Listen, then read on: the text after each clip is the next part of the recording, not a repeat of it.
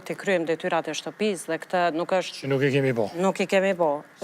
Ne dje ka kaluar pa u debatuar dhe pa u, në fakt edhe gazetarët, e kemi edhe Florentin këtu, edhe jam çudit që sa pak është diskutuar dje vizita e pastorit të Trumpit që njihet si Trump's pastor, do të të këshilltarit spiritual, këshilltari për çështje fetare të presidentit Trump, që pati vizit në Bosnje, në Serbi dhe në Kosovë. Dhe ne është dashur t'i përcjellim deklaratat e tij, ku në Serbi ka thënë, po shkoj në Kosovë që të shikoj nga afër se si po persekutohen të krishterët. Dhe ne vazhdojmë të merrem me çështje komplet triviale dhe neve për 3 muaj kohë, sepse me këtë çështje jemi marrë shumë si presidencë, kemi dërguar disa materiale në Departamentin e Shtetit, në disa takime, disa herë presidenti Osmani e ka ngritë këtë çështje, sepse kemi parë një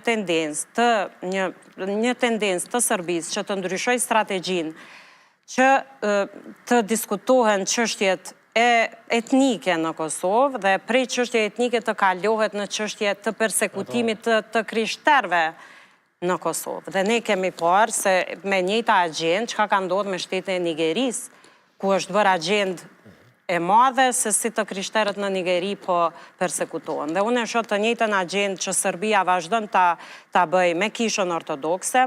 Fatkeqësisht në marrëveshjen e Ohrit për herë të parë është bërë një gabim kardinal, po aq i keq sa ka qenë asociacioni në vitin 2013 në marrëveshjen e Ohrit, pika më e keqe është pika 9, nëse ose pika 7, ku kërkohet formalizimi i statusit special të Kishës Ortodokse në Kosovë, dhe ne e shohim një agjendë tërësisht anti-shqiptare të Serbisë në këtë drejtim. Dhe vizitën e këshilltarit të Trumpit për çështje fetare dje, edhe deklaratat e tij shumë me shqetësim të lartë.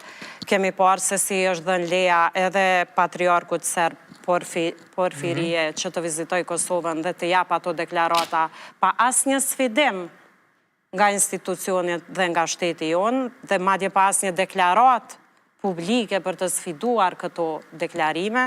Prandaj për 3 muaj që nuk është presidentja Osmani në detyrë, apo jo vetëm presidentja Osmani, po për 3-4 muaj që nuk është një president kompetent në detyrë, ne kemi me njëherë një strategji, një avancim të strategjisë serbe në Ballkan dhe avancim të themi agjendës ruse që Kishën Ortodokse ta përdor si armë që të avancoj agjendat e tyre politike. Dhe ne e dim që këtë e bëjnë më së miri përmes Kishës Ortodokse serbe. Dhe ne komplet vazhdojmë të merrem me çështje komplet të parëndësishme dhe agjendat e rrezikshme që i kanosën këtij shteti i lëm tërësisht në hije.